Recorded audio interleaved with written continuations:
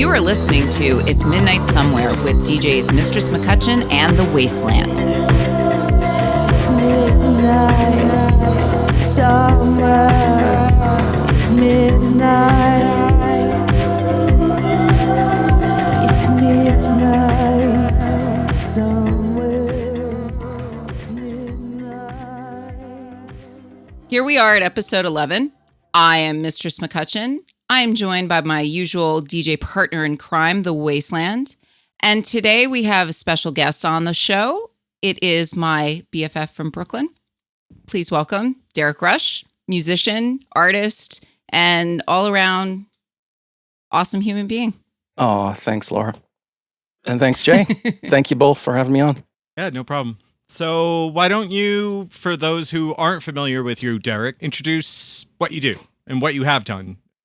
My name is Derek Rush, as Laura said. I guess I'm here because I make music, and I've been making music since I was a kid, but I wasn't taking it, I guess, seriously until a bit later in life. And I had taken music classes, but they didn't really gel with me, so I had to figure out my own way of making music and not think about it in traditional ways, I guess.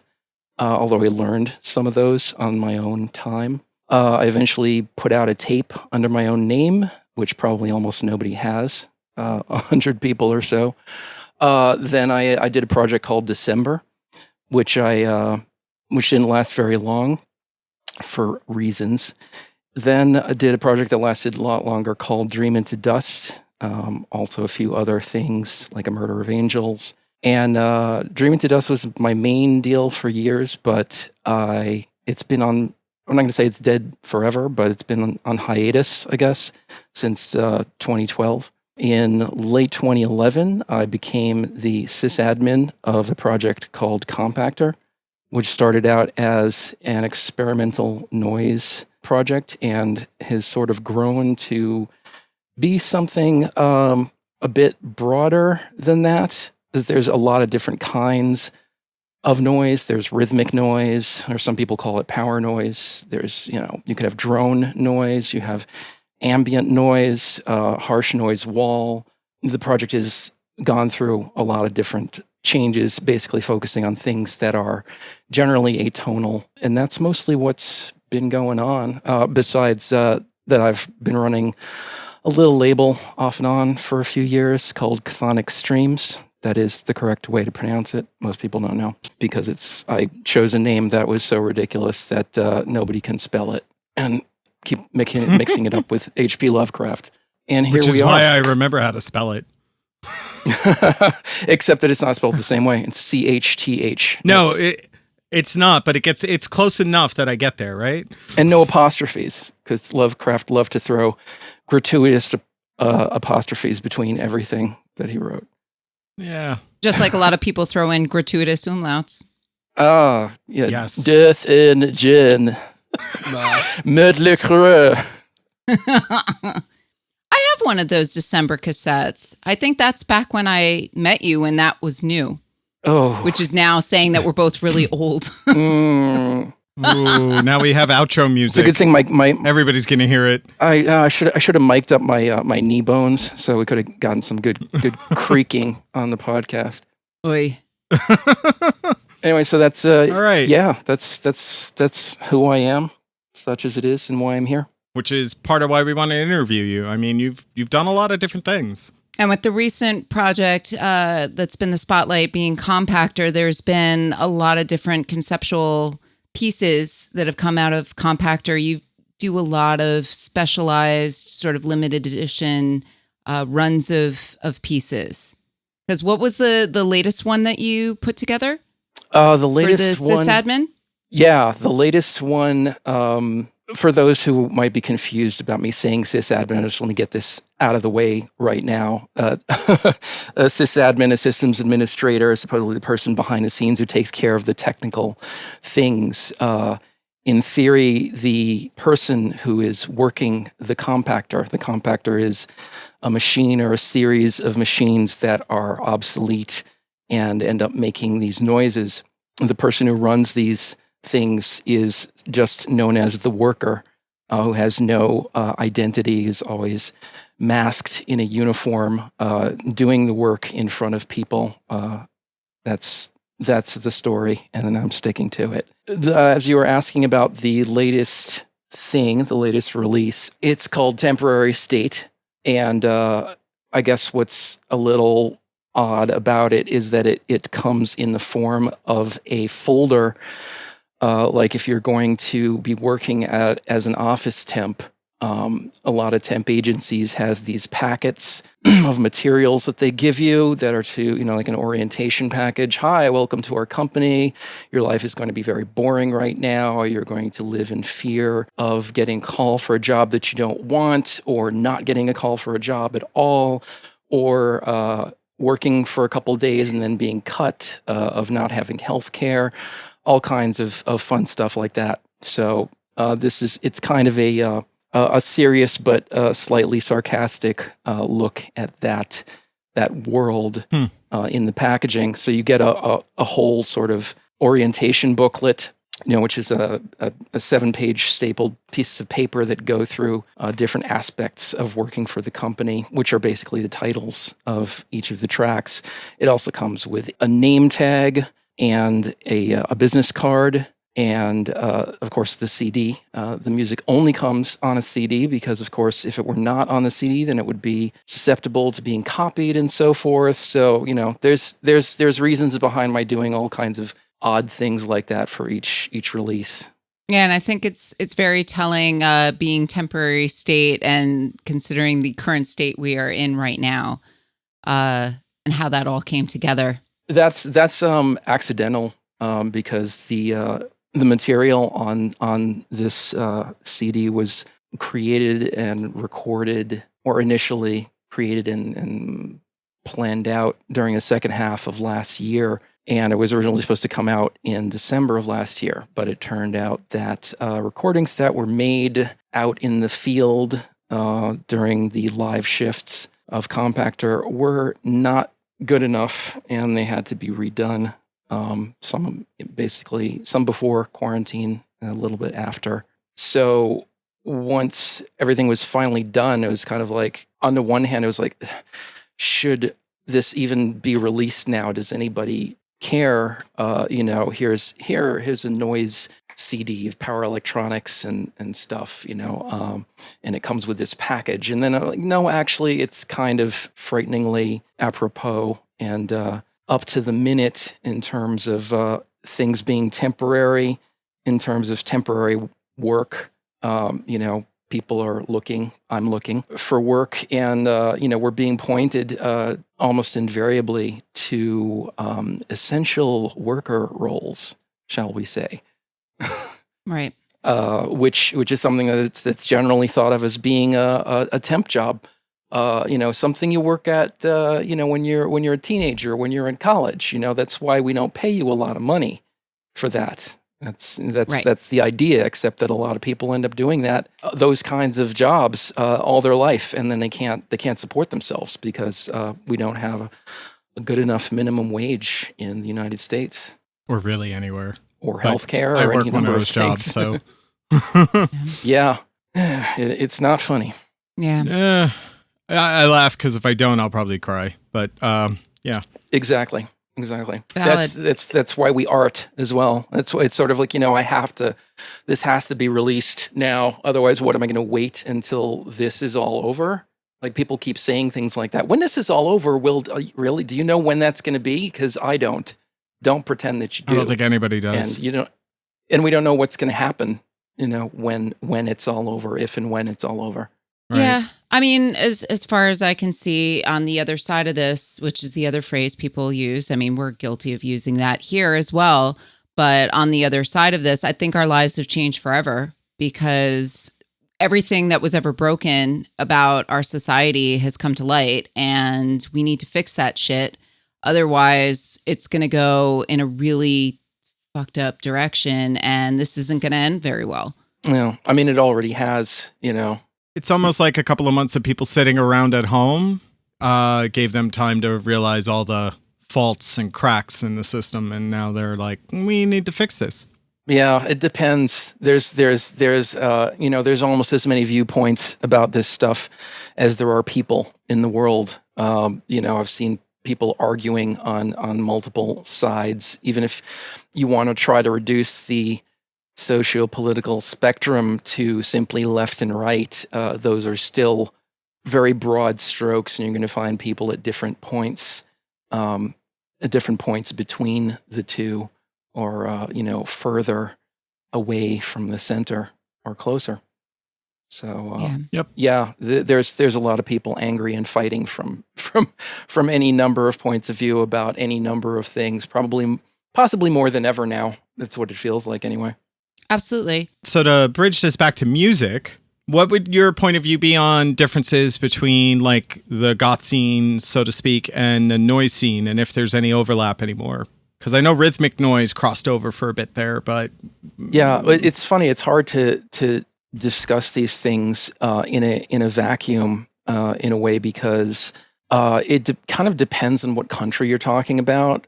When you're talking about goth versus noise versus industrial, I mean, the way I know Laura is from the goth and industrial scenes in New York City. So as far as noise, a lot of people who have just heard of Compactor and me through that, aren't aware that, I play other kinds of music and have done other kinds of things, and that I came up through that kind of thing. But, I'm not sure how much overlap there is in America. It's a little bit more segmented. I would say here there's a lot. Goth is kind of a state of mind, and it's often a phase, unfortunately, that people go through, usually in their teens, maybe into their 20s. It really depends. And it might only last a couple of years for some people. I think it's a touchstone for people, and it may be for people who later are into noise. People come into things from different angles. Noise in some ways, there's a couple different ways that the whole noise scene, or more importantly, the noise music, comes out of. In one sense, it's a branching off. I'm going to get arguments from people about this.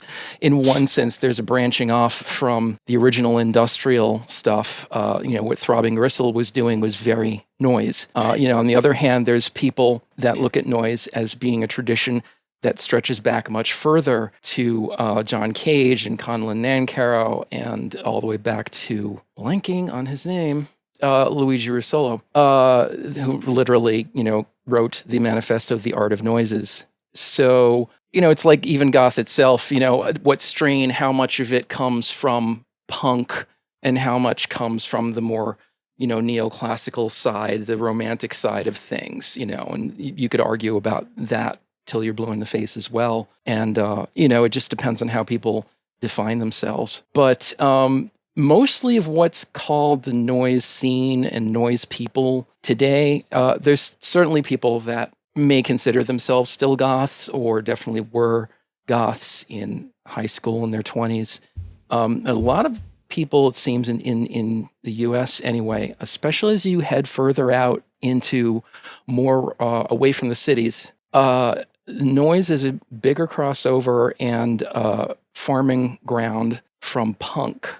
So things are a bit different there. When you've got people like me who came to noise, I knew noise and was doing things that were noisy since I was a kid, and since I was reading about Throbbing Gristle and Non and all of that stuff, and hearing it, it was experimental, it was noise, whether, I knew what the names were or not. I was going to say, it's funny that you're describing how goth is sort of this phase, and then people fall out of it and get interested in other things, or discover noise later, or at what point do people come into that particular scene?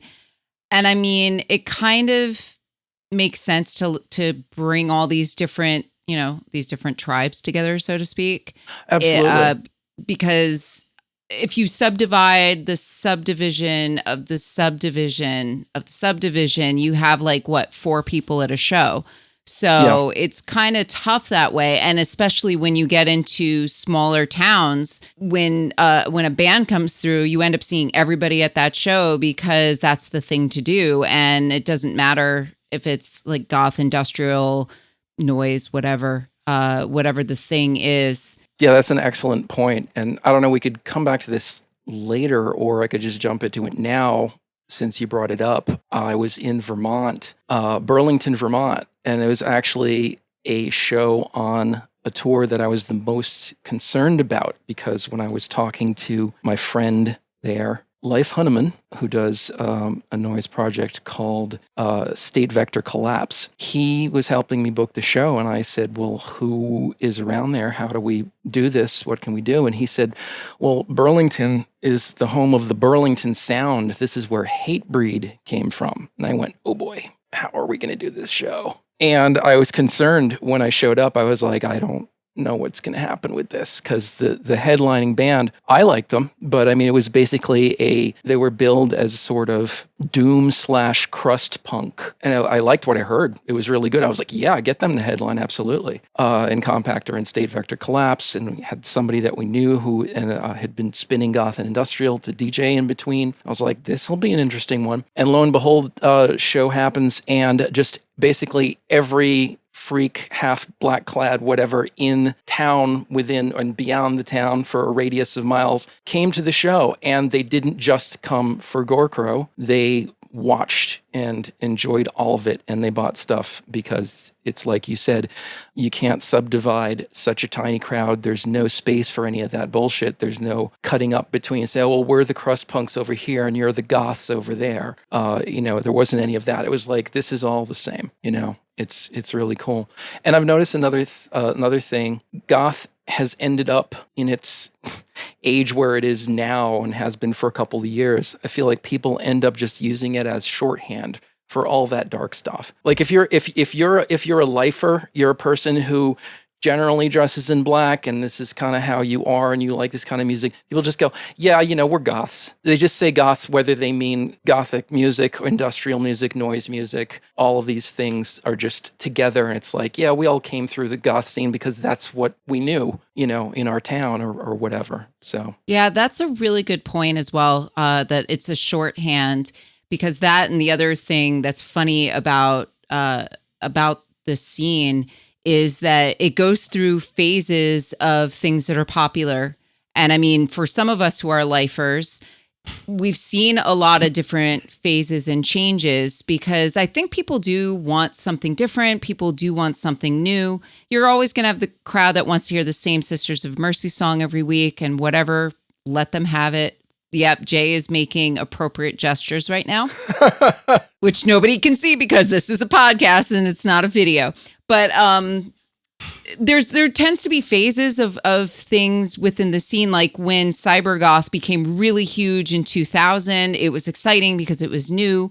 And it was like, oh, okay, the goth kids went to the rave, and all that collided together, and the fashion changed.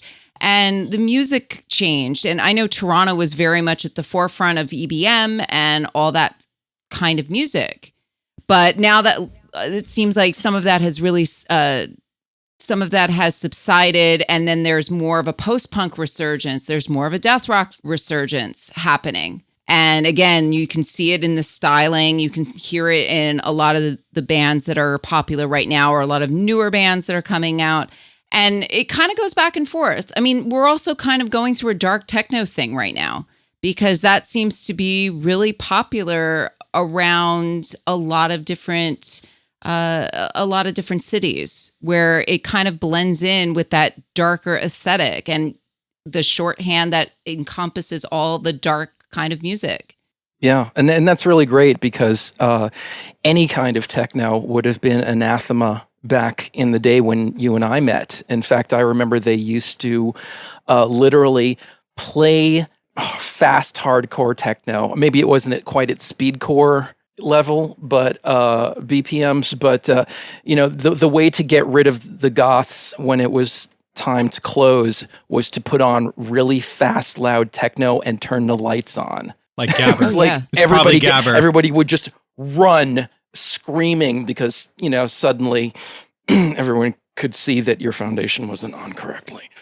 Ah! But it's true. It's true. I mean, I remember in the late 90s, people that I worked with we were preparing to make our way to the Batcave that weekend, and they were getting ready to go to Twilo or the tunnel. Which is cool. So, I mean, I appreciated it. I liked that Limelight had that mix of stuff.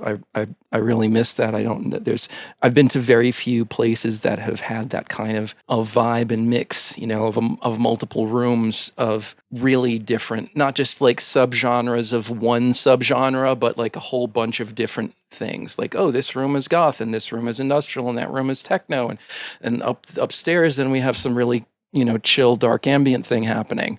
the variety is really cool. I would have turned my nose up at techno back in the 90s, absolutely 100%. But nowadays, as I was telling Jay on the last podcast, when you want that dirty 230 song to come on where you're getting drunk and you just want to dance your ass off and you're just having a good time and you're being driven by that beat and it just feels great. And I appreciate that now. There's been a great crossover with techno and what's like in the techno scene as well. They've been talking about it.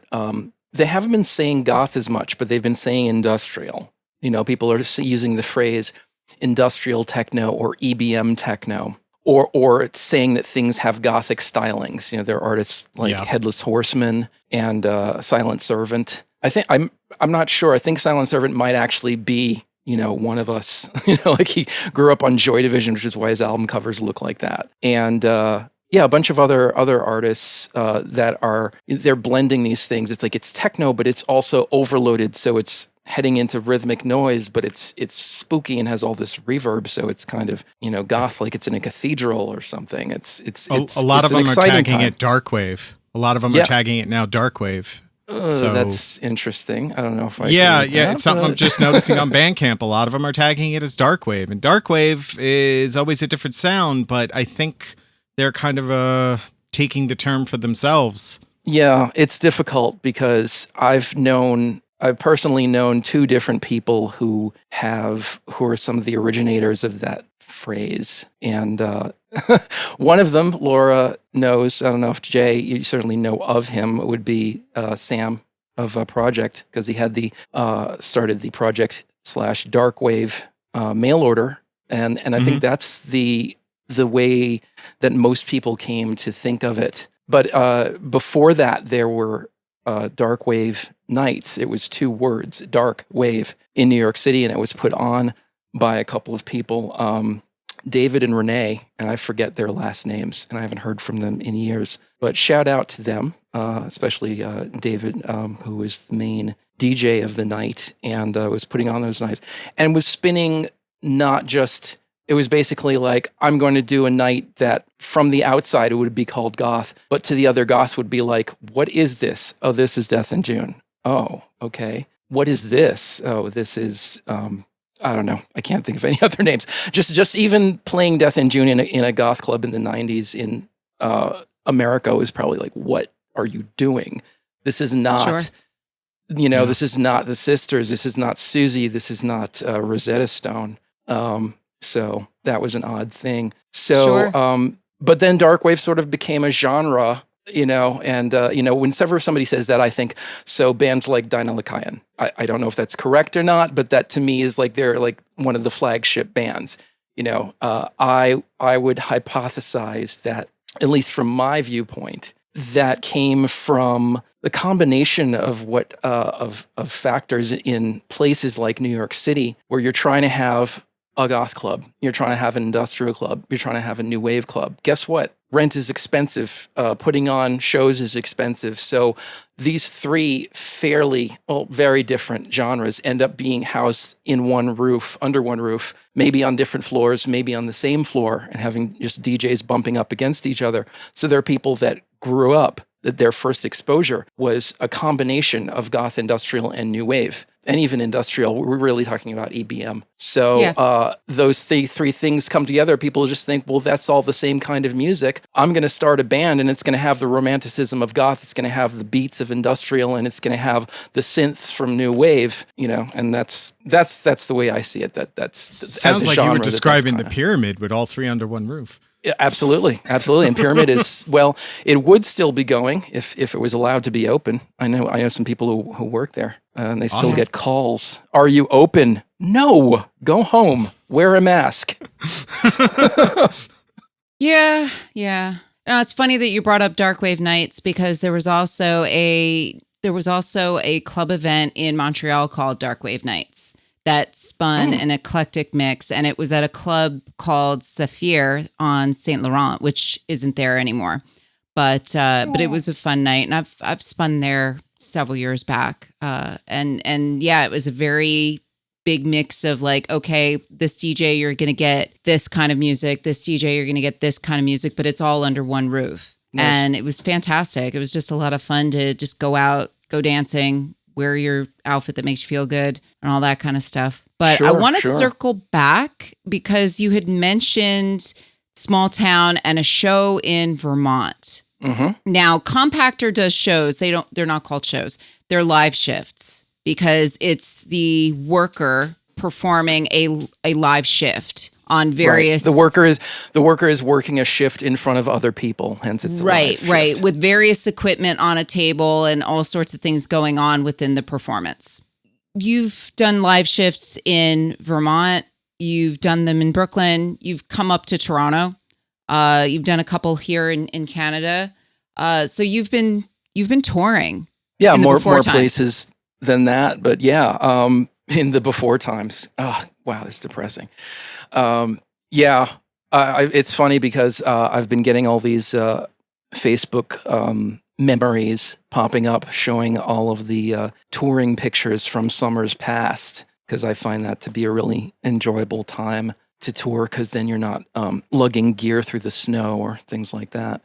It's hot as balls, but other than that, it's pretty cool. Yeah, so I didn't used to be such a road demon, but in the past couple of years, it's sort of been a question of, can I push myself and keep going on the road more and more? How many days in a row can I do? Of course, it's limited by the number of days I have available and off, being that, it's not an especially lucrative thing, but the goal is really to just break even at the very least, not lose too much in the process. I feel like we're starting to have a question out of all of that.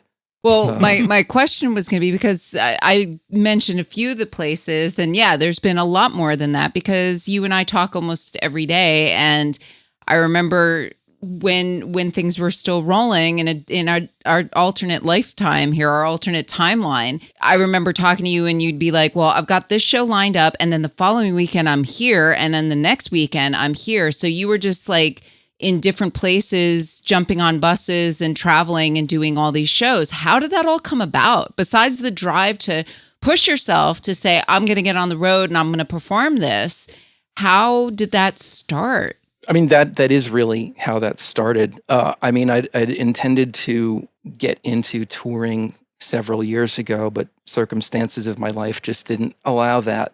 So when they were free once again, I actually, it's not true. I had actually been on a couple of mini tours in a smaller capacity in 2013.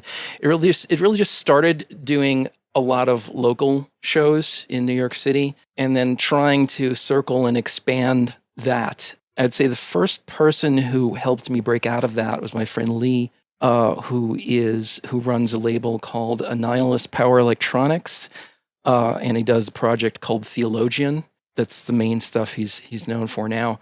But Annihilus, under that label, he was putting out a lot of music, not just his own, but other people, doing splits and collaborations, as well as just releasing other artists. And every year in August, the anniversary of his label, he'd do a special show. And sometimes it would be a tour, just a mini tour of 2, 3, 4 dates. So I ended up tagging along on one of those on the one in 2013. So I was basically the DJ slash roadie slash, sound person. It really depends because, we're talking about booking and playing in fairly small places. Everything is, there's a phrase I get from a Canadian comic, actually one of my favorites, Cerebus the Aardvark.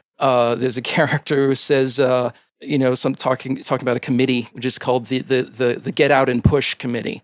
And I always consider myself as the chairman or at least a member of the Get Out and Push Committee. Everybody has to chip in and get it done. There's no room for egos or saying, this is my narrowly defined position on this tour. It's we're a bunch of guys in a van or a car, and we have to make this work. And that's all there is to it. So yeah, I was just helping out in that capacity, and it was really enjoyable, even though I wasn't specifically doing anything myself. I was playing some songs. I don't even remember if they were on. I think they were on my CDJs. So I wasn't doing the iTunes DJ thing. Mm-hmm. But then after that, he had Compactor come on a much cooler tour in that fall called Autumn Dirges, which was pretty cool. Theologian, Static Bloom, Compactor were the main acts traveling. Then in each city, we're joined by different artists. It ended up only being 3 dates because the Baltimore date fell through. But that was pretty great too. And then I was going to extend that. And, I said, okay, well, now that I've done it with someone else at the helm running the tour, and I'm just sort of along for the ride, now can I do this just myself? And if so, how? So it was just a matter of figuring out the logistics, doing the research. And once you start to talk to people and connect to people, once you've been out on a little mini tour tagging along, you start to sort of notice things. You notice who people are in each city, not just the other musicians, but the people who are the promoters, the people who are the bartenders, people who are running the clubs, people who are coming to the clubs, things like that. So it's just keeping your ears and eyes open and being nice to people and meeting people. And, hopefully eventually you circle around and reconnect with them and you say, hey, remember me? I was thinking of coming through there. And, if they're nice enough, they say, yeah, sure, you can do that. That's cool. Yeah, because you've been able to leapfrog a couple of dates based on a couple of dates where it's like, oh, well, if I get a show here, is it possible to get a show nearby here and here? Because then I can hop on a bus and then go do this show. Because I know that's been the case when you've come up to Canada where, okay, well, I have a show. I think you had something anchored in Ottawa. And then you were like, well, can I do Montreal and Toronto? And it's like, well, yeah, we can always work something out and set something up here. And yeah, noise, because it's so specific, it's about getting the right bill together and the right space together. And space has gotten harder and harder to book shows. Yeah. But noise can be specific or it can be broad. It really depends. And like I sort of mentioned with Compactor, there's a bit of a range, and there have been times when it's been adapted to the setting. In fact, on another tour in late 2018, which should have been called the Rust Belt Tour, except I didn't want to. I was afraid that would be a disparaging term. I've since found out that a lot of people who live in that area, I was calling it the Northern Midwest, said, oh no, we know that's what it's called. Because that was the point. It was like, this is the area that has been built up with industrial manufacturing and then rusted and fallen into disuse and depression for a lot of people. And it's not saying anything bad about the people there or the states. It's more talking about just what's happened, over time. Sure. But my point was that one of those shows had to be adapted because mostly that was more of a slow, grinding, noise experimental tour because that's what was being promoted at the time. It was mainly a split release with a Detroit artist called Vitriol Gauge, who does a kind of death industrial along the lines of Atrax Morgue, if anybody's familiar with that. A great Italian artist, rest in peace, Marco Corbelli. And So the tour was ostensibly to promote that. So it was that type of heavy material. But it turned out that the Chicago date ended up having to be at a dance club. That would be Chicago's kind of, well, it's actually a gay bar, which was really cool. I think it's a gay bar. It was a bar called, I believe it's Davies Uptown Ramblers Club. I could be wrong. It may not be a gay bar. It doesn't matter. All people are welcome. It was a fun night. It was wonderful. It's run by Bo Wanzer, who's a great sort of noisy techno guy in there. He's been doing that night for like 11 years. But it was definitely a dance night. An equivalent in New York City would be the now defunct Weird Party, although it has morphed into Nothing Changes. Shout out to both of those. Ah, yes. Yeah. Yeah, so, Bo has a really good night going, and it's called Hot on the Heels. So, literally, thanks to a friend of mine in Chicago, shout out to Brandon Elkins, Iron Forest, and many other projects, I, as sysadmin, had to reconfigure the entire compactor rig for that one show to do a dance set. out of like something like 8 or 9 days in a row in a tour. It can be adaptable. So it was still noise, but it was just noise that you could dance to. So getting out into different regions of the states, especially, do you see different crowds, or are there different mentalities, or how different is it when you get out of the Northeast as a touring musician? It can be very different. There's a lot of different things, and then there's a couple of things that are the same.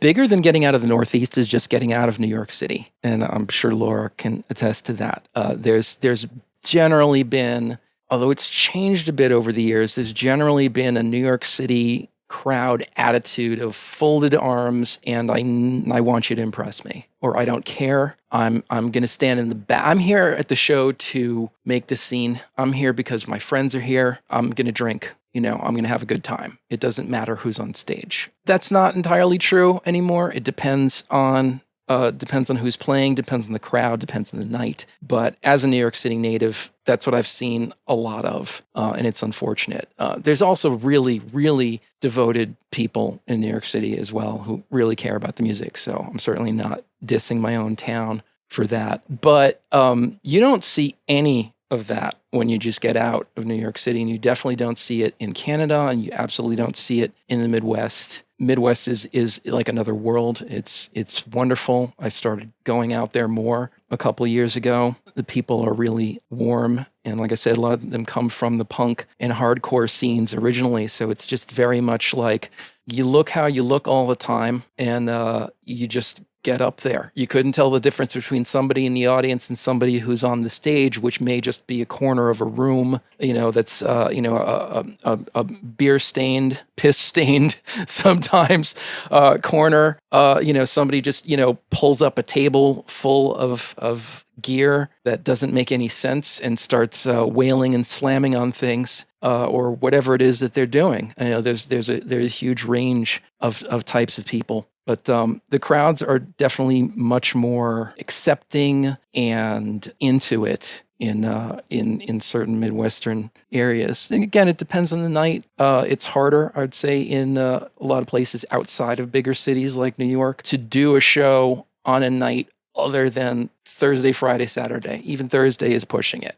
Yeah. New York City is just so hopping that like you can do a show on a Sunday or a Monday, and if you have the right bill, you can get a whole bunch of people there. It'll be successful. People will be happy. There's some towns you just literally can't do that. It's just the culture. It's the fact that more people have to go to work in the morning in a certain way. There's not a lot of wiggle room for people to take off or come in late or whatever it is, whatever the differences are. The thing that can be the same through these, I guess I already said it, it's like the devotion and the love. And if people know what they're there for, they know the kind of night they're in for, and they're just open to experiencing whatever's coming. That's a really great thing. Yeah, you've mentioned in the past the Noise Festival in Tulsa, which I'm like, there's a noise festival in Tulsa? Yeah, that's fairly recent. There was not until a couple of years ago. It was started by Matt Hex of Bone Magic, and also part of the It's come to be taken over by, they just call themselves Tulsa Noise, or the Tulsa Noise Collective. They're now, I believe, in conjunction with a local arts community and initiative. They're very cool, they're very open, they're very inclusive with the crowds. And both years, the festival was free, which is pretty amazing. Of course, it also means people are not necessarily getting paid. You're getting paid by selling your merch, which is a big thing that goes on in the U.S. especially. I'd say generally how things work here is if you're the one who's asking for the show, it's hard to also ask for a guarantee of making money. You can, it depends on who you are and what level you're at. And you have to be aware of what level you're at. You have to be humble and, not just walk in and say, yeah, I need this show. Oh, and then by the way, you're giving me $1,000. No, that's not going to happen. Right. If someone else, if you're on the level where you say, for example, there's a band, a duo that are awesome. They've been doing this for 20 years or more, kind of legends in a way in the scene called Pedestrian Deposit. They're a couple that's been in the arts for a long time. They also co-run a great space in Los Angeles called Coaxial with a bunch of other people. They can simply announce online that they're going to be doing a tour, and it's going to be between these dates in the months of March, April, and May, and they say, get in touch with us. Now, that's a different thing because the people will be contacting them and saying, yeah, we want you to play at our spot. And that's when you get to say, okay, well, what are we going to get for playing at your spot? Because you know who we are and you know that other people know who we are. I'm not saying I know exactly how their negotiations go, but I'm sure that they're in a better negotiating space than I am, or anybody who just goes, hey, I'm going to hop on the bus or hop in the car and play some shows. Yeah. Wasn't there mention of another noise festival in that area in the Midwest we were talking about that you were concerned about? Yeah, that would probably, actually definitely, that would be Kansas City Noise Fest, meaning Kansas City, Missouri. Not that it matters, Kansas and Kansas City, Missouri are kind of together. In fact, while I was there, I was actually shuttling back and forth between Kansas City, Missouri and Leavenworth, Kansas, where my host was living. And that's quite different there than other places in the Midwest that I've been. A lot more open plains and different vibe. You just really get a different vibe. And the issue then that I went when I went there was that I was excited to do the festival, meet people that I'd only spoken to online before, get to meet all kinds of people, discover what's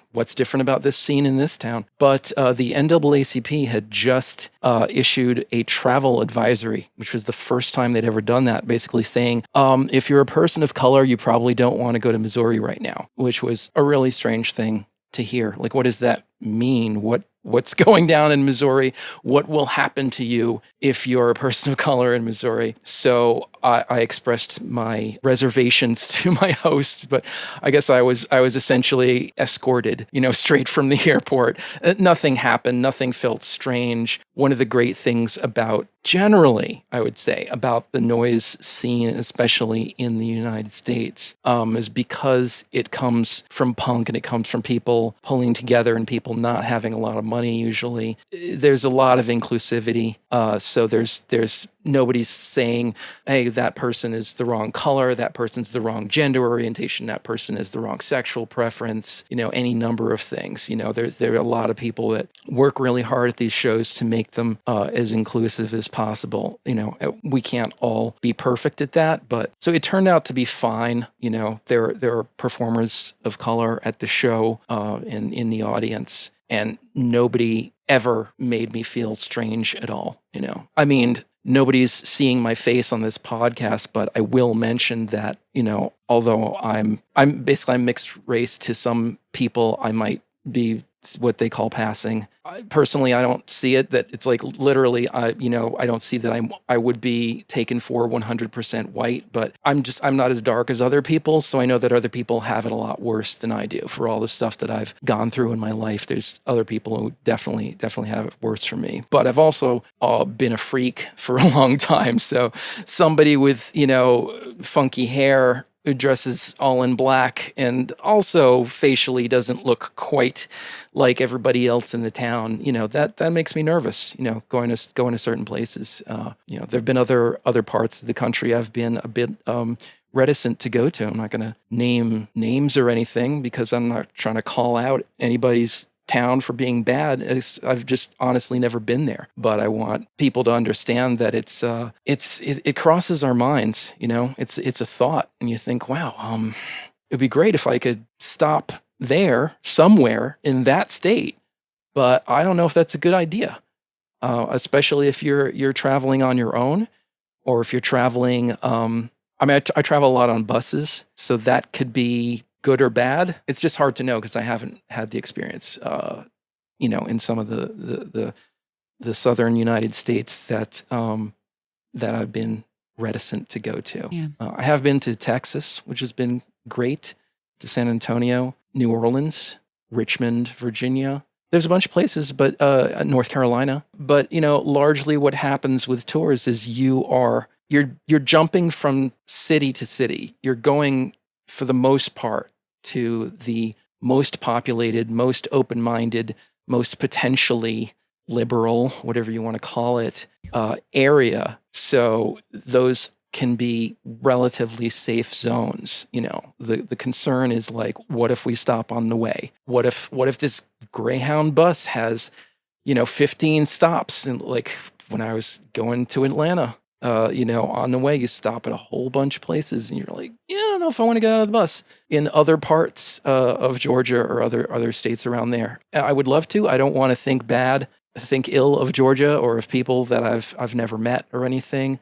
Atlanta was great. It was a great show, great crowd. Absolutely the most, it was like a cool community center type of place, a former factory or warehouse or something like that. That's, yet it's legal. Everybody, like, if you were straight and white, you were probably in the minority there. So it was pretty awesome. But and that was Atlanta, Georgia. Who'd to thunk? But it's not always like that. That's the concern. That there's places that aren't as open-minded.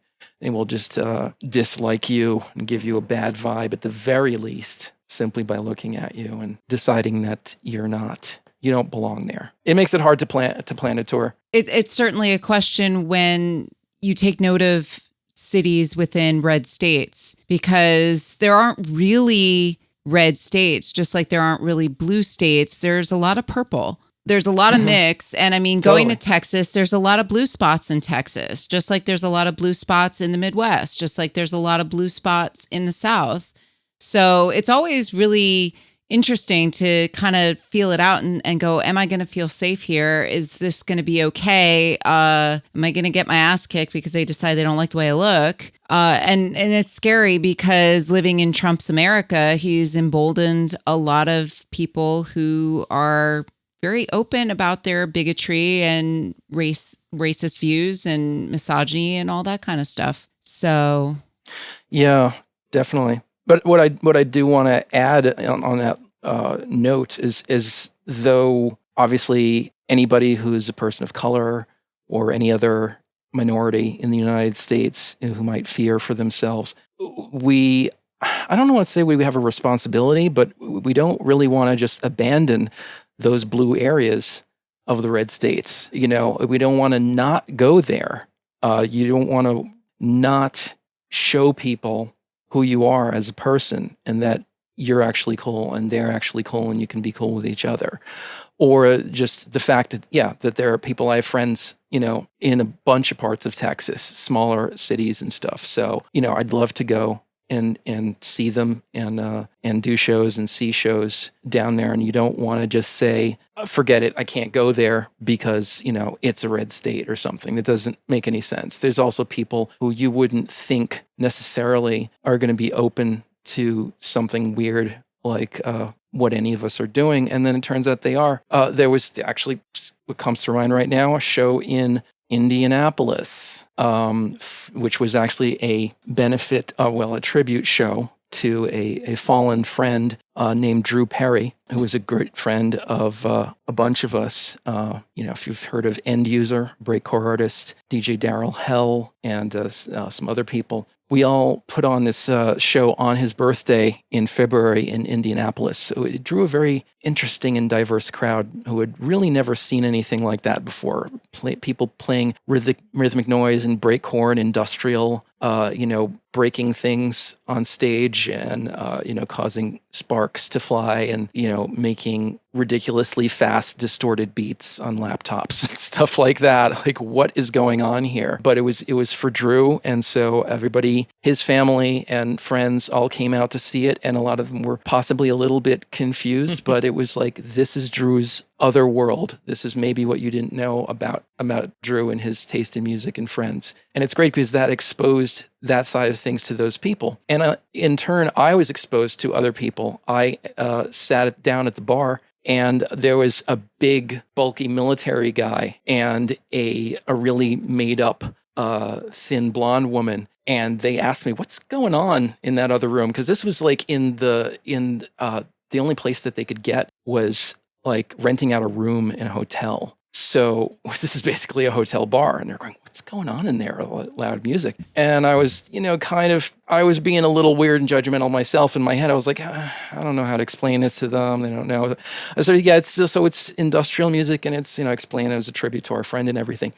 And the military guard just got all excited, and he said, yeah. And he started telling me how at one point he was in the Secret Service, and he was protecting, people that the Secret Service protect.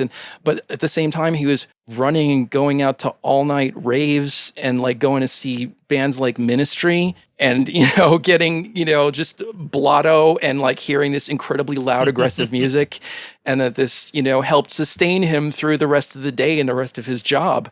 And I was like, just wow. And the woman was really interested and receptive. We just talked back and forth, and it was just really great. And just any barriers that might have been there just came down, and it was just people talking and sharing their experiences. And it was a wonderful thing to happen. It's one of the great things that can happen on tour. And if you close yourself off to the places that might seem a little bit iffy to you, then you're going to have a pretty boring time. There was a CD put out a while ago called Music for the Same 500 People. At this point, it's probably music for the same 50 people, but you get the point. You don't really want to do that. It's you're preaching to the converted. Yeah. That's fun. It's great. Bless the people who keep coming back. But there's no point in being so insular and so closed off that you literally can't let anybody else in to hear what you're doing and possibly understand, especially if you're really trying to get something across with what you're doing. So are there a lot of differences? I mean, you've mentioned Canada. Have you been to Europe, and what's it look like over there? I mean, I've been to other countries, but only in a touring sense, actually to Helsinki, Finland, which was a pretty great experience. And I have my friend Stephen Petrus to thank of that. He has a great project called Murderous Vision. And that only happened really by chance because both of us are big fans of the Swedish label Cold Meat Industry. I'm certain that's how we know each other, through talking through internet lists many years ago. About the label and its releases. And they had a 30th anniversary festival that was happening. And as soon as I heard about that, I was like, I'm not a big vacation person. I'm usually like, I have to do something besides. And so it was like, this seems pretty indulgent to fly to Sweden to go see a bunch of bands that, I haven't generally thought about or bought stuff of theirs in years, but it was just too tempting to not go. And I said, fine, I'll buy the tickets and then I'll figure out how I'm going to get there later. And I bought the tickets. And then for some reason, I immediately wrote to Steven Probably he'd been posting about it online. And I said, well, I bit the bullet. I bought my tickets for the CMI Fest. And he said, yeah, that's really cool. I just got to figure out. And he mentioned something about Helsinki. And I said, Helsinki is in Finland. This is Sweden. What do the two have to do? He goes, oh, well, I'm turning this into a working vacation. After I go to this show in Sweden, I'm going to play in Finland. Hey, do you want me to get Compactor on that show? So it was, yes. Because now that completely justifies my reason for going, and it's a good thing I hadn't bought the tickets yet. So that was pretty great. It was a secret show in a way. Basically happened, it was kind of the most industrial show ever because it happened in a shipping container in the middle of nowhere outside of Helsinki in November. So it was pretty freaking industrial and cold and everything. This shipping container, basically, if you have 10 people in there, it's a sold out show. And it was. So you had people that were coming from miles and miles around. There was one show attendee who had been on a bus for 5 hours, and we went and picked him up to bring him to the show. All of the merch was sold out, which is great. That's just how you make the money in some cases. Like I mentioned, even in America, it's just, I guess they could have, charged a fee at the door or something. They just went whatever, but that's how they chose. They support there. They just said, "What do you got for sale?" And they bought everything, and it was like, okay, that works out. But that was pretty great. You had those people that were clearly so into it, they were willing to travel for 5 hours to come and see a show in a cold shipping container and have their ears blasted. That was a wonderful experience. Yeah, I would love to play more in Europe. In fact, that was the plan for this fall, was to have a release on the awesome Ohm Resistance label, and for that to be synced up with shows in Europe, at the very least in Germany, and that's not happening now. So that's postponed until further notice, but it will be happening in the future. We just don't know when or how it will happen in the future. Well, that's just it. Exactly. So many shows that should have been happening this year because it was lining up that 2020 was going to be this amazing year for all these artists touring, being able to see concerts. And then that was not going to happen because pandemic. What do you think the future of shows are going to be like? Because I think, again, with the pandemic, with all this that's happened, the way that we're functioning in society and all the things that have been broken and all the things that now we have to be aware of and all the things that we're practicing and making sure, be masked, be socially distant, be this, and taking all these precautions. What do you think the future of shows is going to be like? Personally, I'm not really behind doing shows until things are a lot safer than they are. And by safer, there's really only one or two things that we're talking about. One, there's a vaccine that's been proven to have a high efficacy. And second of all, treatments for people that have the virus, for them to be, for them to not potentially kill them. We're basically talking about, something that is, it's like the AIDS epidemic again, except not specifically aimed at any one group of people. Although, of course, they discovered it's not only one group of people for that either, but it was thought to be at first. When there's a similarity there, everybody thinks, it was only old people, or if you have compromised immune system. No, those are just the people that are going to die right away. You can still get really messed up by this. So shows happening after, presumably, these things have been taken care of. There's a couple different ways it can go. First of all, unfortunately, you already have tons of venues closing.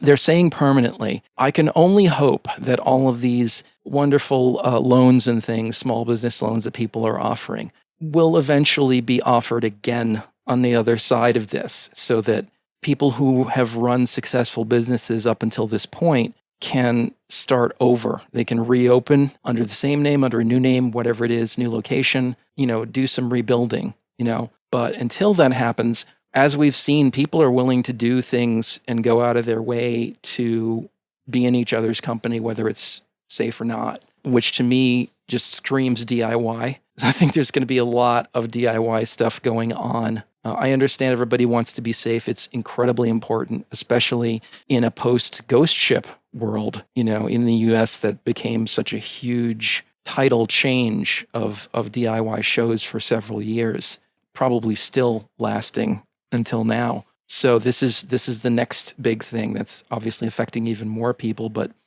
they're still going to happen. It's unfortunate that they're not. DIY often means not especially illegal, but that doesn't necessarily have to mean that it means not safe. As long as people operate their spaces in a safe manner, in every way that you can think of that phrase, I see no problem with that. The other way that things can go, and probably will go, is that only the absolute biggest, fattest cats will survive. The people that are bankrolled by the biggest corporations that have the money to just, boom, reopen once it's deemed safe enough. Already there are clubs in New York City that are opening up because they have rooftops. I'm not going to criticize them. Whatever, if they think they can do it properly and safely, if they think they can police the people and make sure that nobody's acting the fool, everybody's sufficiently distanced and masked, I can't stop you. Personally, I'm not going to go. I would love to. Every time I think, that's happening, I could go. I could do this. I can't. I don't blame you. But yeah, on the other side, those are my those are three of the options that I foresee happening. You've got DIY, you've got hopefully people getting the small and mid-sized clubs getting loans to open up again, and you've got the big clubs just popping right open. My concern about that last one especially, or even the mid-sized ones, is that everything's going to get more expensive for everybody to do, and that's going to be a bigger problem the more outside of the box you are and your night is, because clubs are going to be even harder core about making back the money. And harder core, maybe we're going to see more pay-to-play options. People saying, oh, you want to play the club? Fine, you're renting the club for the night. It's going to be $1,000 or whatever it is. You're not going to have people doing door splits anymore, which is what usually happens on this level. It's going to be rough. It's going to be rough for a while. And the fact that there's a whole industry of workers and people that are in that realm. There are sound men. There are stage people. There are bartenders. There are everybody that works at all of these clubs and venues is having a really rough time right now, and they don't get a shout out enough. And I want to say that too. I want to say a shout out to all those people who do those jobs. They're difficult. They are generally unsung, but without it, everybody would just be doing everything yourselves. We'd be having all the shows in our houses, which sometimes you can do and usually you can't. Right. Would you consider doing a compactor show or doing a compactor shift online? There's actually definitely going to be one, unless one happens sooner. Really depends on some technical issues right now. There will definitely be one in October. First weekend of October. Last year, there was a compactor shift at the longest running noise festival in the U.S., which is NorCal Noise Fest out of Sacramento. So this year, Lob of Instagon and William of blanking on his project's name. That's going to be really awkward later. Sorry, Will. They have resolved to do this online. So it's gonna get worked out. It's basically the same rules. Everybody only gets 15 minutes, and Lob's gonna introduce all the bands, and it's a pretty diverse thing. Only now, instead of people traveling to Sacramento to play their sets, everybody's gonna do them from their homes, which is gonna be similar to stuff that we've seen a lot. You see a lot of people in their houses. You get to see what their basements look like and things like that. Oh, for sure. Hopefully there'll be more of that. It's a question of being able to make sure that the quality of it is high, that it's at least gets across some of the experience of being there. It's I'm sure for some people I've heard that it's very imposing and strange to see the worker working and the volume and the sound coming out. If you're not familiar with noise or things that are really loud and heavy and rhythmic, and you don't understand what's going on, why is there this strange figure in a mask and a hat? What are they doing? What is this? What even is that on the table? I don't, are those instruments? I don't know. Understand. It could be an empty tin of cat food. It just Sounds like a might story be right there. Yeah. That is true. We might as well come clean. At one point, the worker was lacking in a metal object to contact Mike and mess with, and Mistress McCutcheon was to the rescue with an empty tin of cat food, which it turns out, if you contact Mike and run it through some reverb and scrape that with some interesting objects, it sounds pretty great, and you don't even know that It worked really well. You'd have to look really close and go, hold on, that's a cat I was at that food show. tin. I was wondering what you were doing. That's some fancy feast going on there. Except that wasn't me. That was the worker. Remember, I'm just the sysadmin. I left the room and I did not come back until I didn't know later. what the worker was using there. But it is an impressive, yet, as you said, imposing look. It works. I thought it was great. Yeah, so there's a bunch of things that as sysadmin I'm trying to put into practice, waiting on a new webcam. There's already a green screen in the house.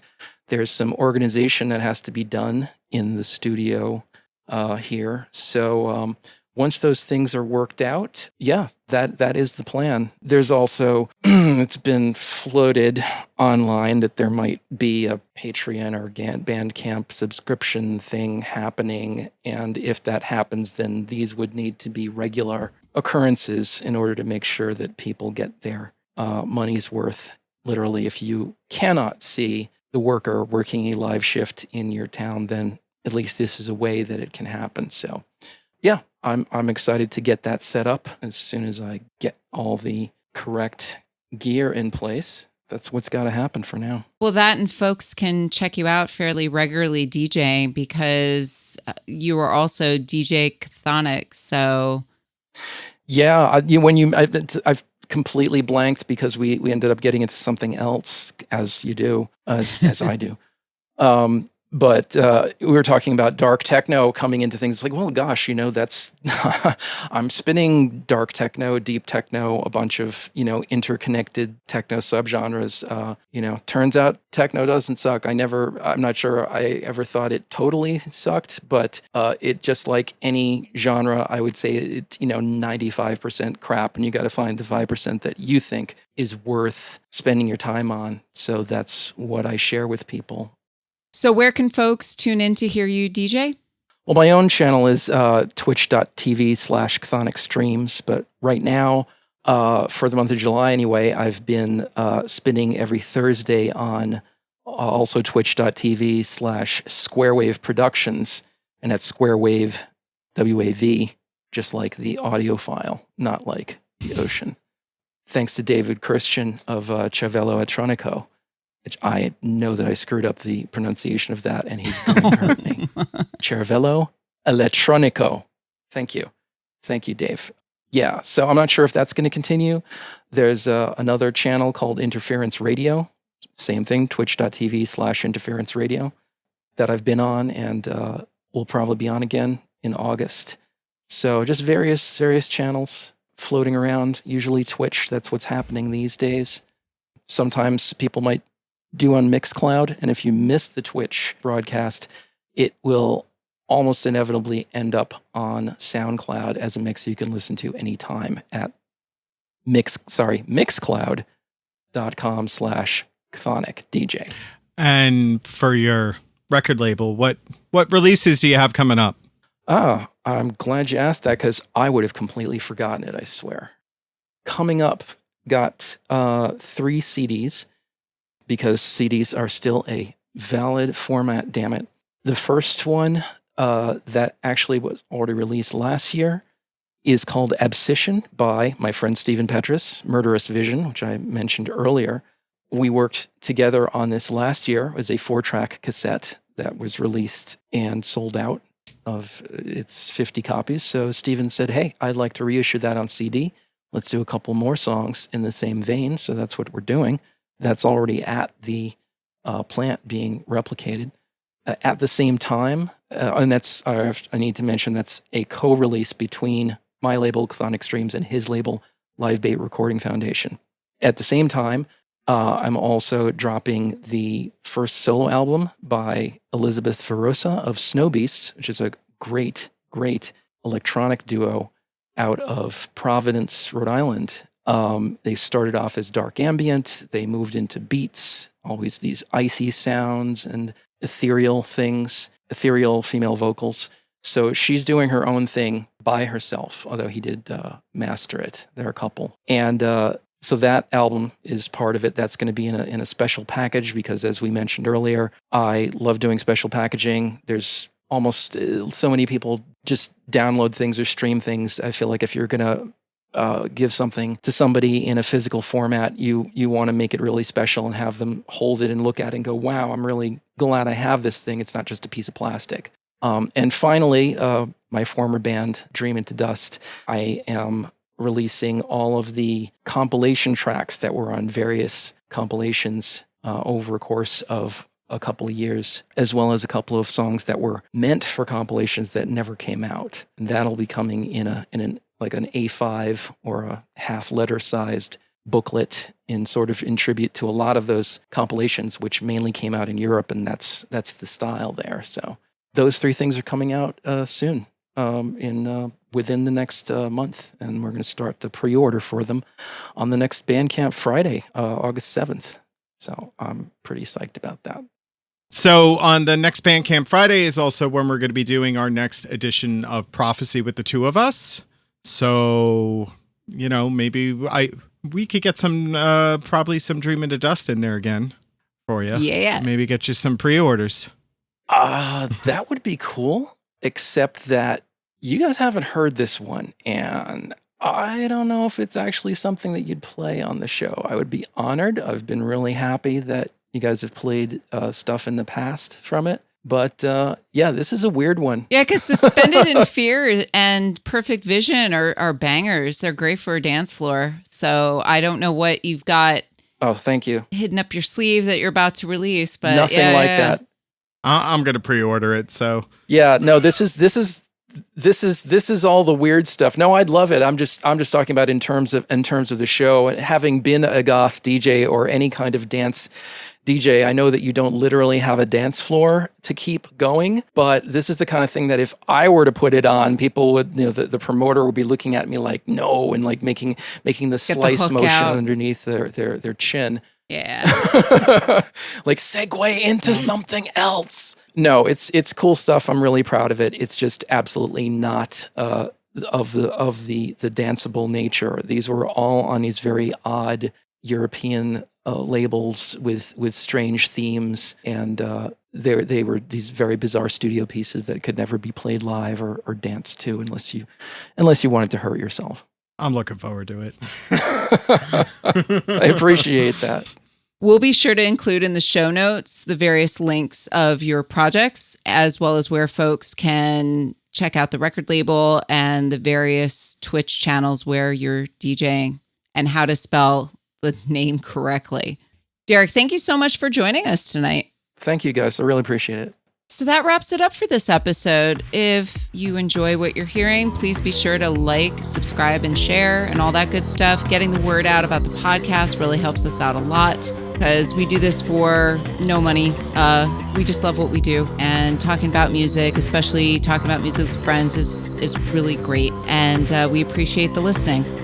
We do have stickers with our logo and artwork on it. They're still available. If you want to grab one, just go to morbidoutlook.com/sticker, and you can buy 1 or 2 or 4 or however many you like, and I'll be sure to throw them in an envelope and send them on to you.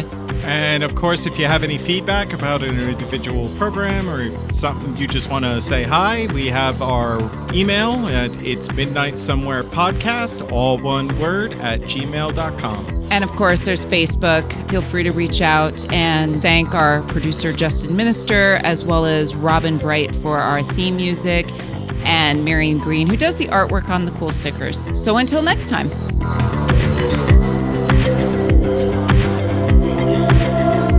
It's midnight somewhere. It's midnight. It's midnight somewhere. It's midnight.